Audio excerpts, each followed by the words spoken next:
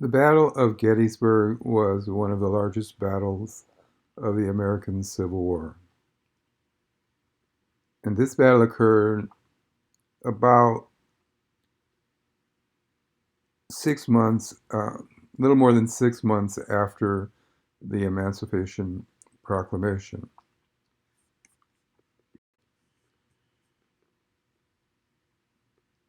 So the battle was a 3-day battle that went on between the North and the South. And this occurred from July 1st to July 3rd, 1863.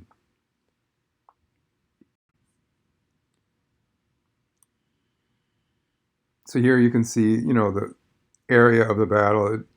Over the 3-day period, there was a variety of attacks and counterattacks that went on in a continuous, very, very wide open warfare between the North and the South.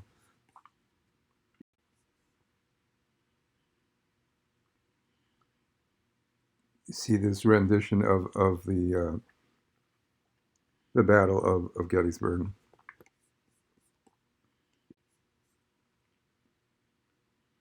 Certainly, it spread through the newspapers, especially in the North. Sometimes, though, because news was so slow at the time, some of the articles would take weeks to be printed and even more weeks to be read by people because obviously there was no other form of communication. It was all by paper and had to be delivered.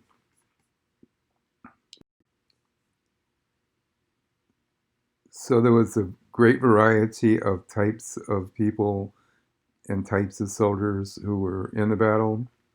Here's a picture of some of the soldiers from the Battle of Gettysburg.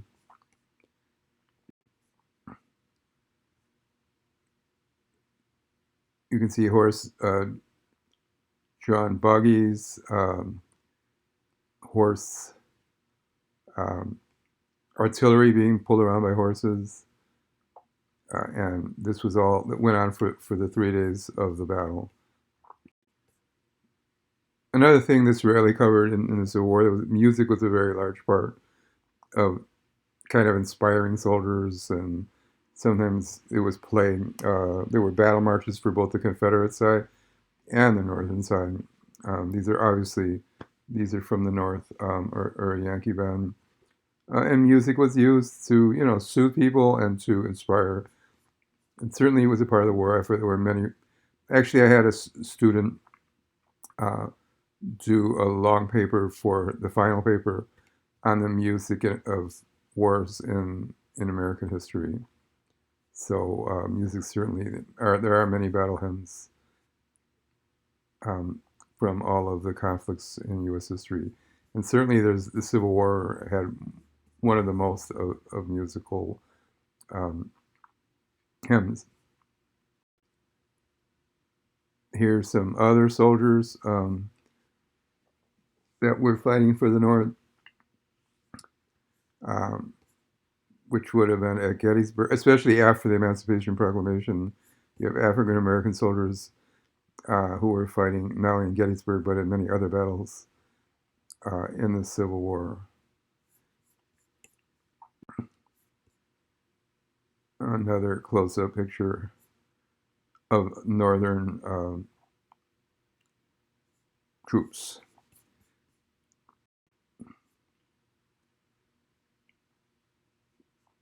So there was a great variety of ethnic groups and types of people fighting in the war.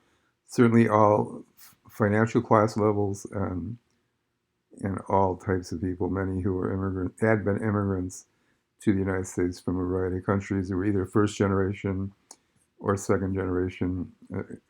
Like I said, a wide variety of types fighting for both sides, actually.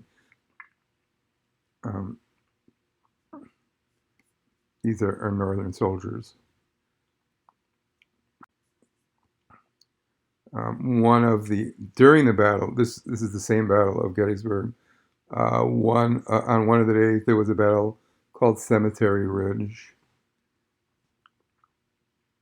which was a pretty fierce battle when about 12,500 Confederates attacked Union forces at a place called uh, Cemetery Ridge. In this battle, though, the Southerners were driven back, and General Lee withdrew his forces.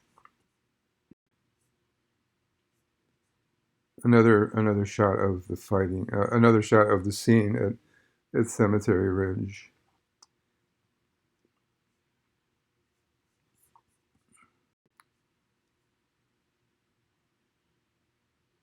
Here's some other soldiers fighting. Well, I'm not fighting, but congregating during some off time. I believe in my research, these soldiers are British Americans or British soldiers who were fighting for the North.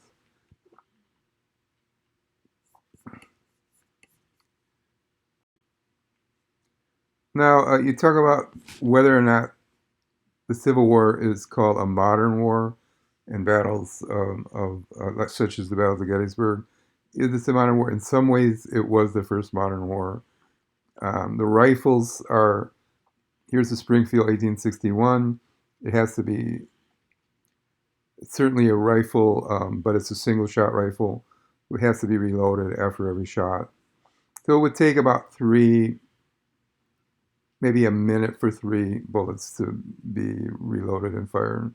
So that's about 3 shots per minute. But there were also hand revolvers, which could fire more rapid fire, and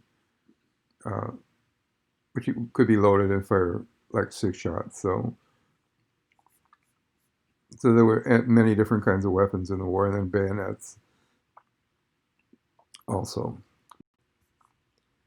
One thing to add to the theory that it was the first modern war would be like cameras. So this is the first war that had cameras, and so there was widespread photos taken. Many of these photos have survived. And really, in previous wars in world history, there was practically no photos taken, or it would be done by art or drawings. But in the Civil War, we see the modern use of the first cameras being used in war. Again, here another shot of a camera. So you really have a historical record when you look back at the primary evidence, and you, instead of just reading textbooks and stories, if you really look back at the evidence, you can form your own opinions, which is the best way to study history. And so here you see the first camera. And then you have actual photographs showing soldiers who, in this case, this soldier died. I believe he was an Irish American soldier. And he was one of the soldiers who was lost. But you have a photo then of photo evidence of who this soldier was, which kind of adds more of an understanding of the Civil War than just numbers and statistics, which may have been used more for historians in prior wars. But here you actually have photographs. This is an actual photograph of Abraham Lincoln with generals by his side. And this photo would have been taken close to the time of the Gettysburg battle. So again, we see here, troop movements over the 3 days. But with photographs, there's more of a historical understanding of the war too than just maps. But we see a lot of troop movement over the 3 days in the battlefields of Gettysburg, Pennsylvania.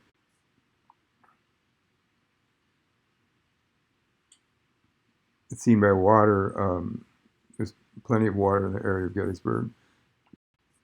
There was one attempt by the main general of the Southern forces, and the famous general for his military strategy today is General Lee, Robert E. Lee, and he ordered what was called Pickett's charge, which was a massive attack by infantry on the north, but it failed, and this was a miserable failure. He had to withdraw his troops um, because he was losing the battle. There's obviously a modern picture of one of the cannons, and then tombstones from the battle. Okay, so in summary, then the win at Gettysburg was from July 1st to July 3rd, 1863. Was a massive 3-day long battle between the North and the South, in which the South lost 5,000 uh, were killed, but a total of 28,000 serious casualties, and the North lost 3,000. Um, but Gettysburg was a shocking battle still because of its scope, and led to a major speech by Lincoln shortly afterward, which I will get into next.